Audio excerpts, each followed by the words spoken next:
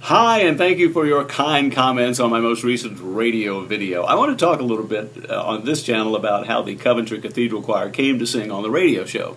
And I may make it a topic on the other channel because it's really kind of fun, but I wanted you to hear it first. But what happened was the choir came to town. You know, a lot of cathedral choirs come to Georgia and come to the United States. I mean, it's a great way for the two countries to interact with each other.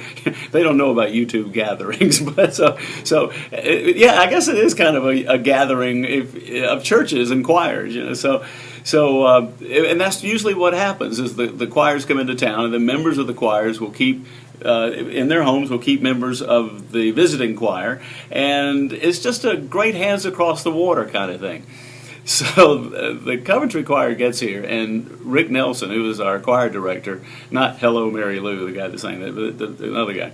And so he invited me for lunch. He said, the choir's going to be here, why don't you come meet everybody? So I did, and then the ladies of the church started thinking about, well, what will we do to entertain them until they rehearse?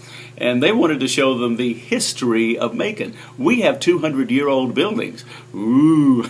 Well, you know, I went to an 800-year cathedral celebration in Britain, and you know, history is what Britons have, you know.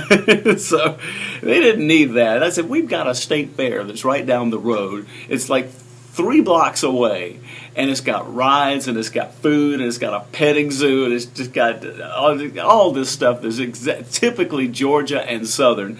And so we went down there, and they had a blast. It was so much fun to watch, and the kids had a great time. They had a couple that got a little heat exhausted, but you know, we know how to deal with that. And they came back, and the night they did the performance, one of the kids had won a blue hippo at one of the ball throwing thing, and they put the blue hippo up on the lectern and explained to people that they had been to the Georgia State Fair that day.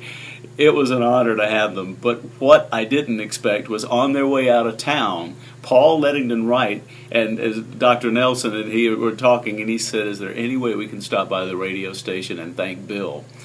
And I didn't know they were coming. The receptionist called, and she said, I have a choir here to see you. Yes, please send them up. So they went up to the control room, and you saw the video. That's such a great memory. We'll see you soon.